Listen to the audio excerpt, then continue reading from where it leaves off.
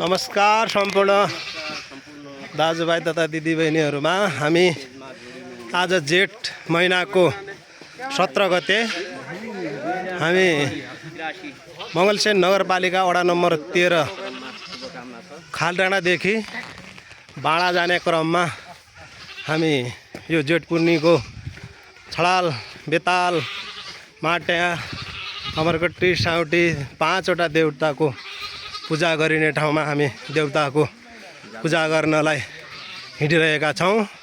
यहाँहरू सम्पूर्ण गाउँवासी हाम्रा खालडाँडा गाउँवासी दाजुभाइहरू हामी साथमा हिँडिरहेका छौँ। गाउँतिर मान्छेहरू प्राय जसो बसोबास नभए पनि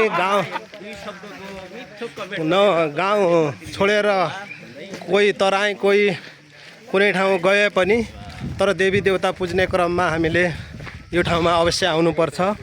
यहाँ गाउँठाउँलाई माया गर्नुपर्छ, हाम्रा देवी देवताहरूको पूजापाठ गर्नुपर्छ र हाम्रो पुर्खौँदेखि पुजिआएको हाम्रा देवी देवताहरूलाई कसैले पनि नरोगेर पुज्नुपर्छ र हाम्रो आस्था कहिले टुट्दैन।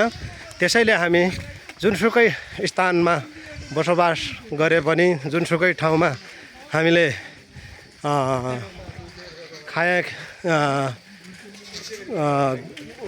काम गरे पनि तर हाम्रो स्थान हाम्रो जन्मभूमिलाई माया गरिरहनुपर्छ। यी सम्पूर्ण हाम्रा गाउँवासी मेरा खण्डाला गाउँका दाजुभाइ वासीहरू अहिले पनि गाउँमा यति बसोबास भइरहेका छन्। गाउँमा बसाइसराई छोडे पनि तर गाउँमा मान्छेहरूको अझै पनि कमी भए जस्तो लाग्दैन।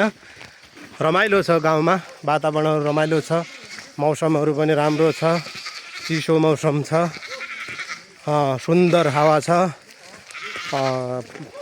वन जङ्गलहरू हरियाली भइसकेका छन्, पालुवाहरू पलाइसकेका छन्। यस्तो शुद्ध मौसममा हामी हिँडिरहेका छौँ। धन्यवाद, नमस्कार सम्पूर्ण।